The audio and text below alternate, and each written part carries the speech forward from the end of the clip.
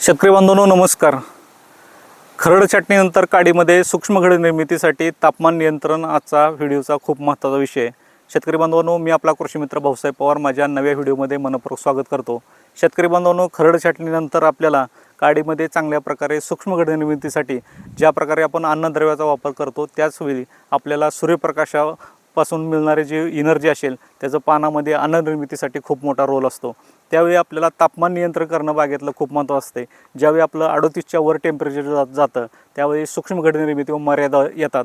तर आपल्याला 38च्या वर टेम्परेचर बागेतलं हे गेलं नाही पाहिजे। त्यासाठी आपल्याला काय करायचं आहे शेतकरी मित्रांनो, तर आपल्याला जास्तीत जास्त हे मोकळं पाणी द्यायचं आहे बागेला। तसेच आपण बागेतून बाजरी असेल, ज्वारी असेल, मका असेल, सोयाबीन असेल किंवा ताग असेल अशा पिकांचे आंतरपीक म्हणून आपल्याला त्या ठिकाणी पेरणी करायची आहे, जेणेकरून आपल्याला त्या ठिकाणी गारवा तयार होणार आहे आणि टेम्परेचर आपल्याला नियंत्रित राहण्यासाठी मदत होणार आहे। तसेच आपल्या भागात जर जास्त टेम्परेचर असेल तर आपल्याला एकरी 1000 लिटर पाणी आपल्याला संध्याकाळच्या वेळी आपल्याला साधारण 5 ते 6च्या दरम्यान आपल्याला 1000 लिटर पाणी ब्लोअरमधनं वलांड्यावर ओढायचं आहे आणि वलांडे आपल्याला गच्च वले करून घ्यायचे। तसंच आपल्याला शेतकरी मित्रांनो, तापमान आपलं जर जास्त असेल बागेमधलं तर आपल्याला त्या ठिकाणी सिलिकॉनचा वापर करायचा आहे। त्यामध्ये आपल्याला सिलिकॉनचा वापर करत असताना पोटॅशियम सिलिकेटचा वापर करू शकता किंवा आपल्याला सिलिकापटचा असेल, आर्थोसिलिक्सचा वापर असेल, या प्रॉडक्टचा आपल्याला त्या ठिकाणी शेतकरी मित्रांनो वापर करायचा आहे।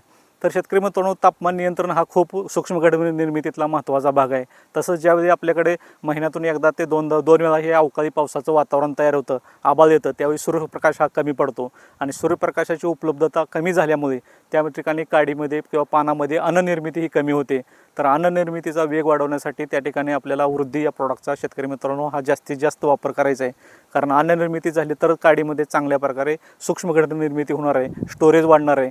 तसेच आपल्याला शेंडा मारत असताना ज्यावेळी आपला शेंडा हा 16 ते 17 पानापर्यंत वाढवायचा आहे, त्यानंतर आपल्याला शेंडा 13 ते 14व्या पानावर मारायचा आहे। त्या ठिकाणी आपल्याला त्यावेळी काडीला चांगल्या प्रकारे मॅच्युरिटी येणार आहे। आपल्याला काडी मॅच्युरिटी करत असताना 2 इंटरनोडमधलं 2 पेऱ्यातलं अंतर हे कमीत कमी राहिलं पाहिजे, ही आपल्याला काळजी घ्यायची आहे। दिलेली माहिती आवडली असेल तर लाईक करा, शेअर करा। धन्यवाद।